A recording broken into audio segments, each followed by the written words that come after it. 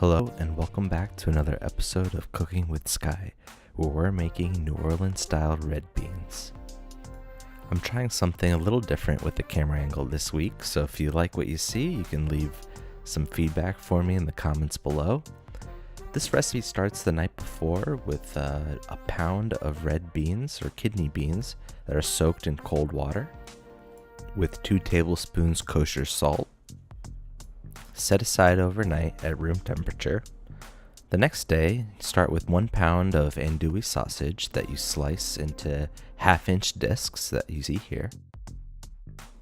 This type of sausage is what is typically used, but if you wanted to make this vegetarian, you could omit this, and if you can't find this in your grocery store, I'm sure any old sausage will do.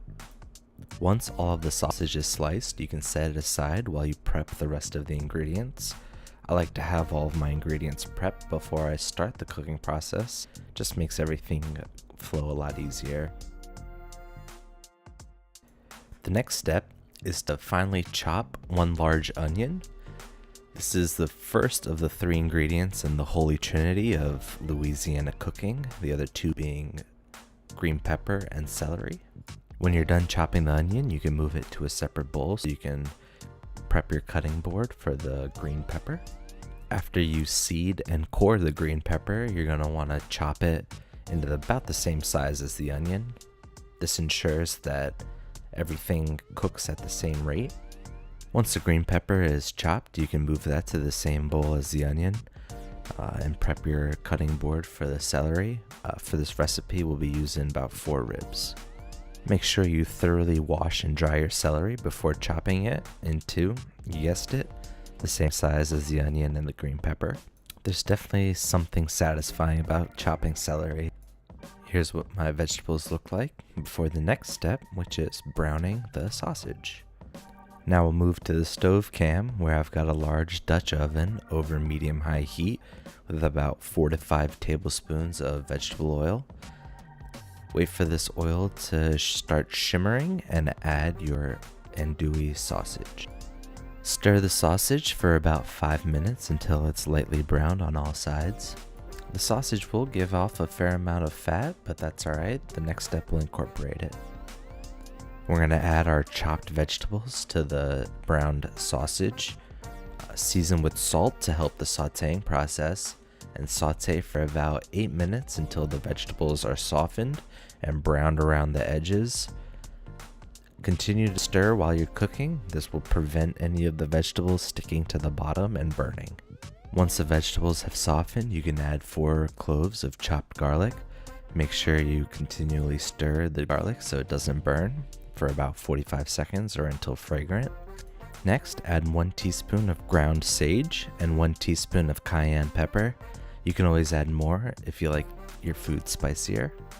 Frying your spices in the oil like this really helps release their flavor, so cook while stirring for about 30 seconds.